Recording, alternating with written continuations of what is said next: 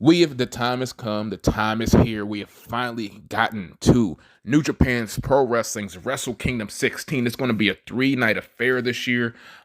Talk about night one. Of course, going to talk about night two. So without any further ado, let's get into this, man. If this is your first time checking us out, you know who we are, man. Or maybe I don't know who we are. We're the almighty SOS Wrestling Network. Be sure you like, share, subscribe. All the good stuff. Tell a friend to tell a friend. Price of subscription is $3.99. So on the kickoff, we're getting the King of Pro Wrestling 2022 New Japan Rambo right here. So like I said, it's kicking off the broadcast at the start time, I believe, 4 p.m. local, and I think 3 a.m. if you're across the world like I am. So will be the tradition of the Tokyo Dome having the King of Pro Wrestling Rambo. The King of Pro Wrestling title resetting as the calendar turns from 2021 to 2022. And as yet, specified number of contenders will enter into the time battle royal with eliminations coming from either over the top rope, pinfalls, submissions, or DQ right here. So the last four members, remaining will be taking part in a four-way, for the new trophy on January 5th. So it's kind of hard to decide who's going to be on this match because we don't know any announced participants. We know Toriano's going to be there, and I hate to have like a cheap cop-out answer, but Toriano's there. And he's definitely going to be one of the four going to January 5th. As far as the other three competitors, I'm eager to see who's going to be. So we'll find it out here in a few short hours, man. So moving on up the card, special singles match right here. We have Yo of Roppongi, well, not anymore of Roppongi 3K. I'm just so used to saying it. We have Yo of Chaos taking on his former tag team partner, Sho, representing the House of Torture, representing Bullet Club right here. So their singles record between each other is a singles record of it's their competition is 19, 11, and 22 with Yo edging out the victories right here. And speaking of Yo, after staring down an 0-4 deficit, wow, damn, I can talk, deficit, in the best of the Super Junior 28, Yo would turn everything around by I think it was around December 15th when he started picking up his wins. He ended the league 7-4. He made his way to the final where he battled Hiromu Takahashi to the longest, arguably most hard-fought final in the history of the tournament. That's very up for debate. That hard-fought final was crashed and almost ruined by Sho. House of Torture's Murder Machine was stopped by Yo on the last night of the league action, crashing out of the tournament as his former partner was able to make it to the finals right here. Sho attempted to stop the final as he was no longer a part of, wiping out both contenders here with the pile drivers on the floor before being seen off by members of both Chaos and LIJ here. Post-match, a furious Hiromu Takahashi would declare that it was your responsibility to shut Sho up for good, and that's exactly what he'll seek to do in the first official match of Wrestle Kingdom 16 Night 1. So, man, who we got right here, dude? Tough choice. Who needs it more? I think Yo needs it more. Fuck it, I'm going Yo, man. Sho has that title shot defending the never open weight 6-man belts, I believe, the next night. So he can take an L to pretty much someone that he's, as of lately, has the upper hand on. So moving on up the card to the second match, we have Rocky Romero, Raizuki Taguchi, and Hiroshi Tanahashi versus Bullet Club's Kenta, Taiji Ishimori, and El Phantasmo right here. So the home team of New Japan will face off against the Bullet Club, like I said, in the 6-man tag team match, second match of the night. On January 5th, Hiroshi Tanahashi will attempt to wrestle the IWGP United States Heavyweight title away from Kenta in a no disqualification match. Meanwhile, after seeming a unilateral challenge from Raizuki Taguchi on December 15th, he and Mega Coach's partner Rocky Romero will be looking to claim the IWGP Junior Heavyweight Tag Team titles on night 2, challenging Bullet Club's cutest tag team, and they're not taking any exception to it. It'll add up to a wild 6-man to start, at the start of the night right here. So if I got to pick a team to win,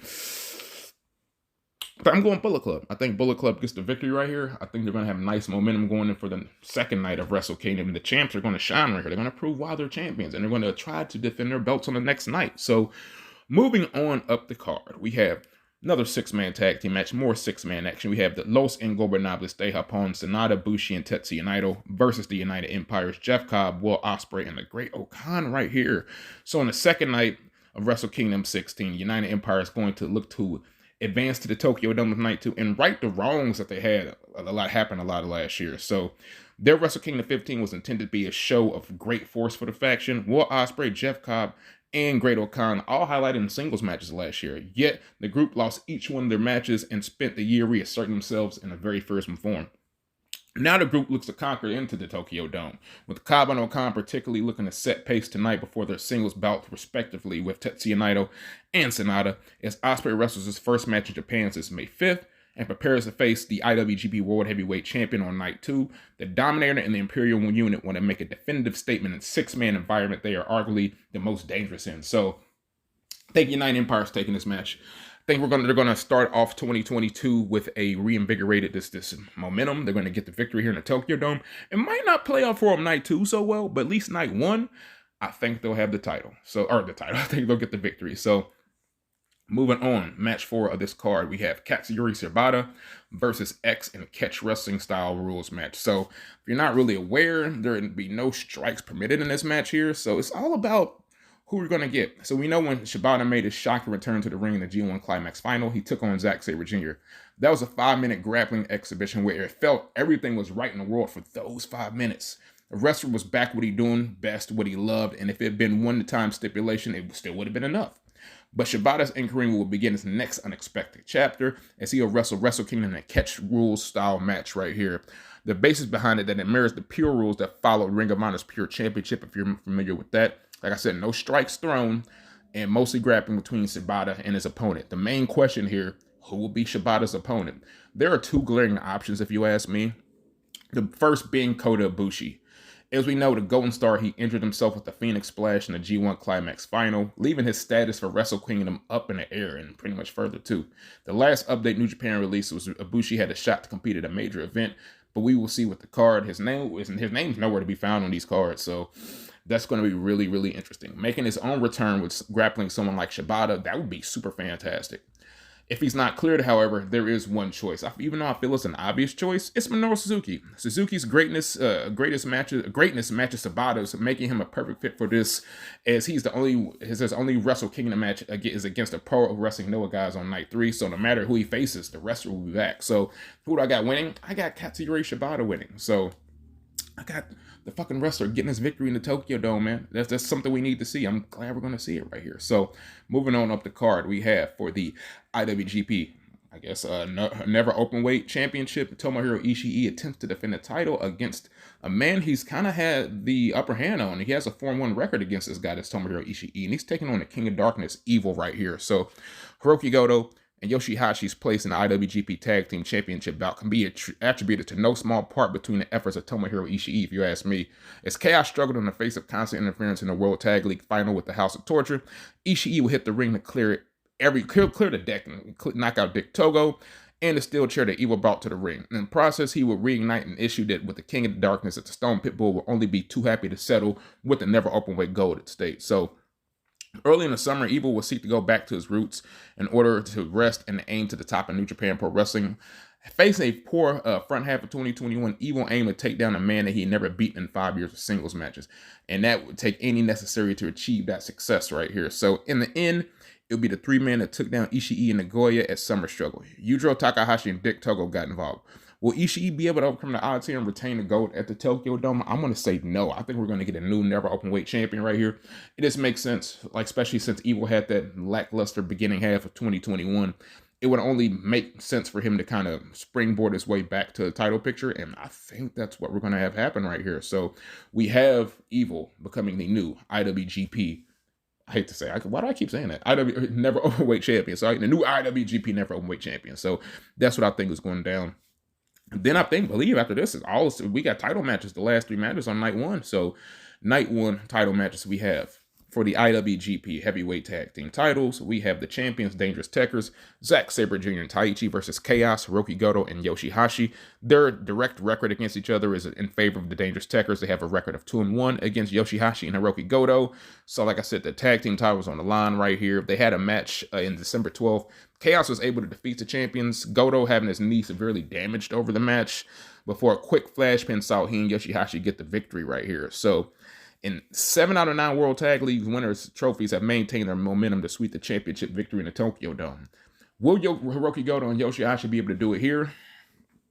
I think we're going to have new champions, man. I hate to say it. I can see DT's continuing to run, but they are trying to put more on Yoshihashi. And I think him getting that title victory here, being the IWGP Heavyweight Tag Team Champion, one of his first major victories, even though he has been never champion this year. He's just on a roll if he wins that belt. So I'm going Hiroki Goto. I'm going Yoshihashi.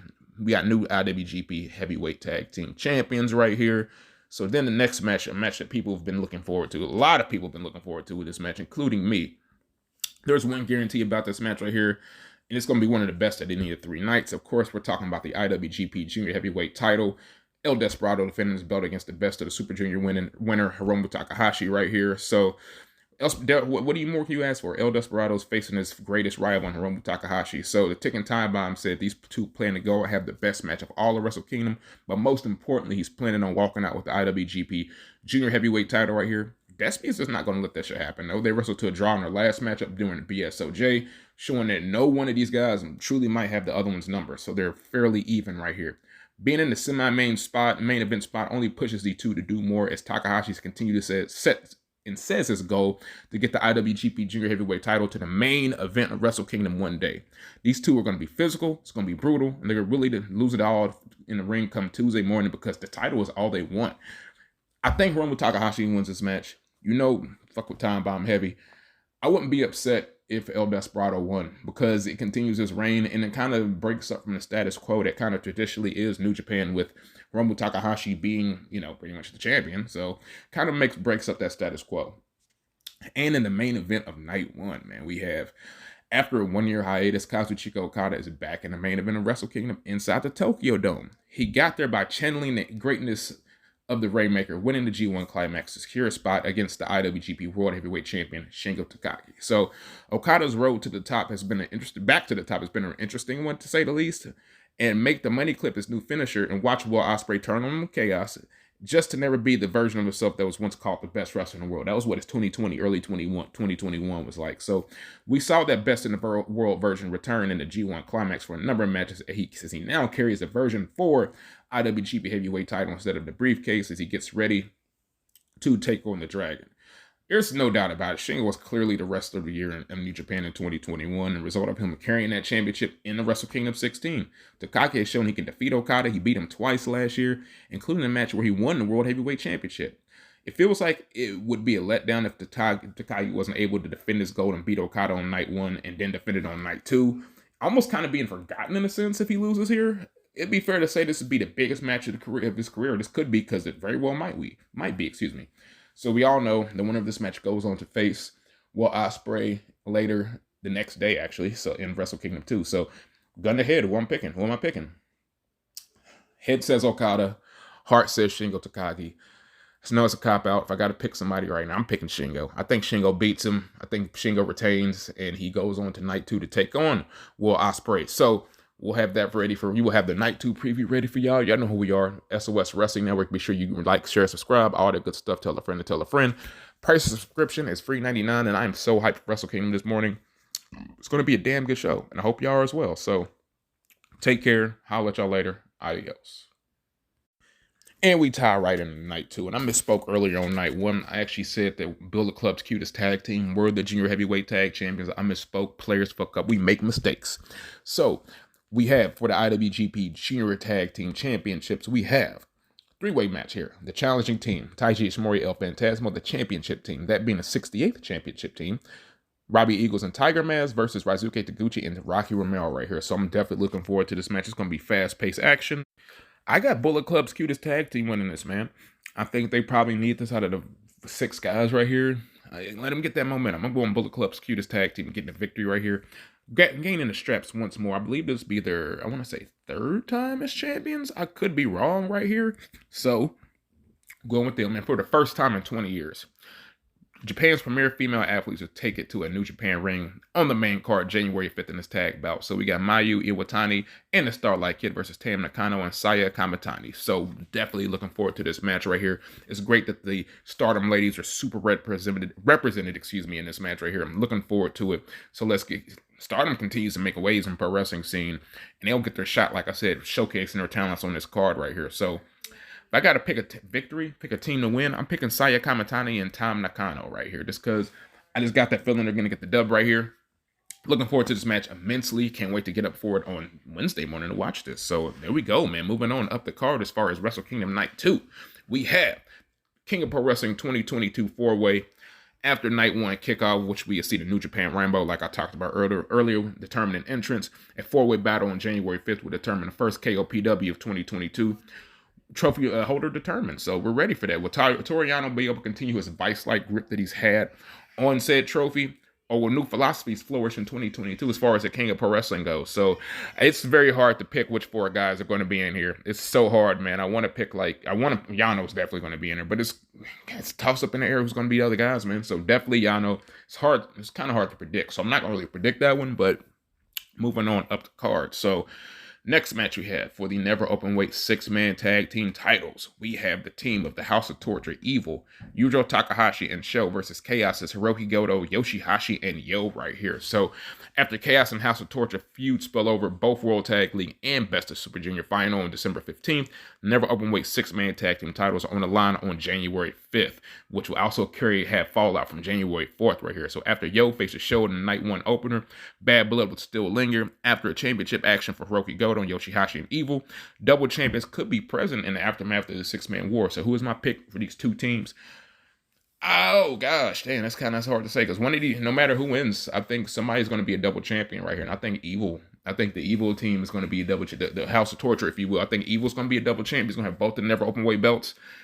And yeah, man, I just see that. I think he's going to kind of go into him challenging, he and Yujiro challenging Hiroki Goto and Yoshihashi for the heavyweight belts, because I do presume they will win those. So moving on up the card, we have the 5th match here. We have Sonata, the Cold Skull, taking on Great O'Khan representing Empire. So this is a very interesting match, and I was kind of interested how they put it together because the booking of Wrestle Kingdom coming up, I was like, okay, this is a little interesting. Like, I don't want to say it was,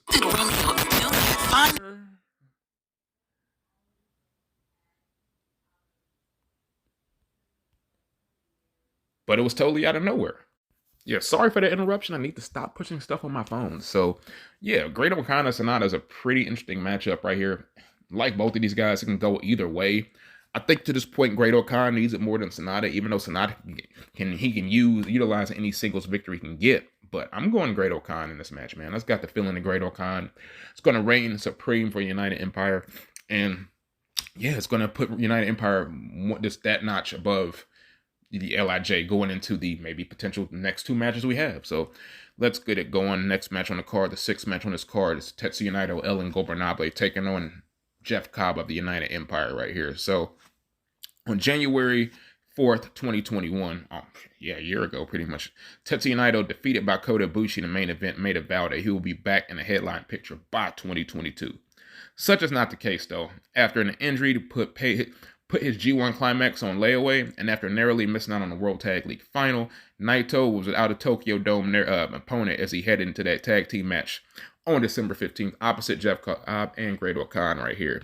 The Imperial unit was on this magnificent form as ever, as he seemed to sweep a dominant victory alongside O'Khan, as yet he scooped up Naito for the Tour of the Islands. A Hurricanrana counter would see Naito victorious here. And not wanting to pass up to change his grandstand, not wanting to pass up his chance to grandstand, the El Ingobernable was quick to rub it in right here. The furious Cobb rushed to attack Naito backstage, issuing a singles match challenge. Now the match has been made. Cobb is looking to get even, while Naito will look for a second career win over the big man of Carl Rivers' own narrative in 2022. You already know who I'm picking. El Ingobernable. Tetsuya Naito's getting a victory right here. And what else more can we say? Naito's getting a victory, starting his 2022 off damn well. So next match we have on the card, the 7th match, IWGP United States Heavyweight Championship, no DQ. The champion Kenta defending against the challenger, former champion Hiroshi Tanahashi. The singles record is Kenta has a 3-2 edge over Hiroshi Tanahashi. Championship record 1-0 to Kenta. So they have history. They have championship history. So Tanahashi gave it as good as he got on Osaka at Power Struggle. The ace uncharacteristically was pretty much driving Kenta through the table before he finally fell victim to the go to sleep back in November. So Tanahashi's been bending every rule. He's best in Tanahashi at this point is Kenta. He's been bending every rule doing it. So the ace was kind of, dude, I got to, kind of time to fight fire with fire right here. So on December 15th, he actually, initiated the challenge to the Bullet Club member Bullet Club member initially refused, but the challenge was accepted and a stipulation announced. So we're going to see a no disqualification encounter for the IWGP United States Heavyweight Championship.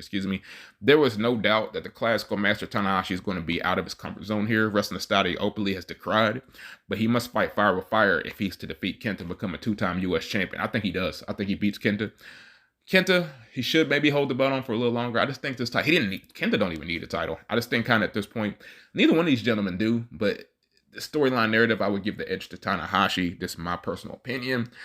But yeah, now we move on to the main event, man. Main fucking event, dude. We have, because it could be, I'm going to say Shingo Takagi taking on Will Ospreay right here. And I could be totally fucking wrong. Totally fucking wrong. So we know the main event winner from night one is going to face night two, Will Ospreay, which I thought they totally did that opposite. They should have done Will Ospreay and Okada, then they can wrestle Shingo. But I digress right here. We all know the storyline with this. We know Ospreay was the first, well, actually not the first, he's the second IWGP World Heavyweight Champion to be crowned. He beat Kota Ibushi. I believe, was it at, I want to say, was it Wrestling Dontaku? I think it was at Wrestling Dontaku. I had to go back. It is what it is. He beat Kota Ibushi regardless.